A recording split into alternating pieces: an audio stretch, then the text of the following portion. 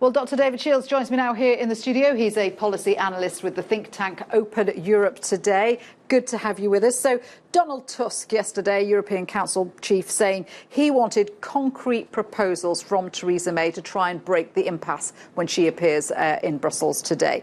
Does May have anything up her sleeve? Well, it's very difficult for the Prime Minister. She's going to Brussels this evening. She's in Brussels now, and I think the point revolves around the backstop for the Irish border, and this is the key tension and key sticking point in the negotiations at present. And I think the British government has said that the current EU proposals are unacceptable to them, and I think there will be no resiling from that on the part of the UK government. So yeah, the EU backstop plan, of course, Theresa May says is unacceptable because it would treat the Northern Ireland as different from the rest of the UK. But without compromise on one side or the other, there's clearly not going to be any kind of breakthrough today. So is there any sign of compromise? Is anybody in a compromising mood?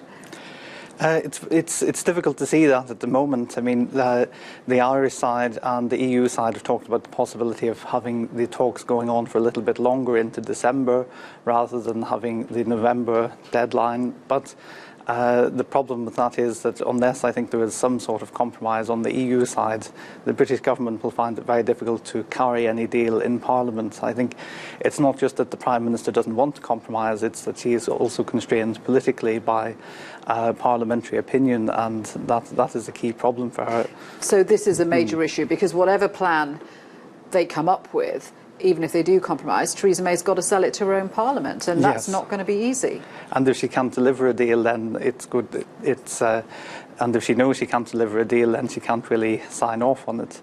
And even if she does sign off on it and it goes to Parliament and is rejected, that still leads to the possibility of a no-deal exit.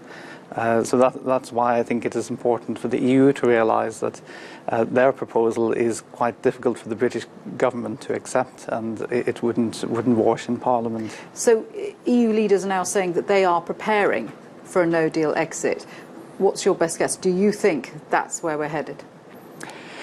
At the moment, that looks like an increasing possibility, but as always in negotiations where Northern Ireland is involved, it's always the question of playing for more time, and that is always the response of people dealing with Northern Ireland in negotiations. And I think that, you know, it hasn't run its course yet. I think there will be more talking. I don't think there will be a complete breakdown today or tomorrow, and it will continue for a while yet.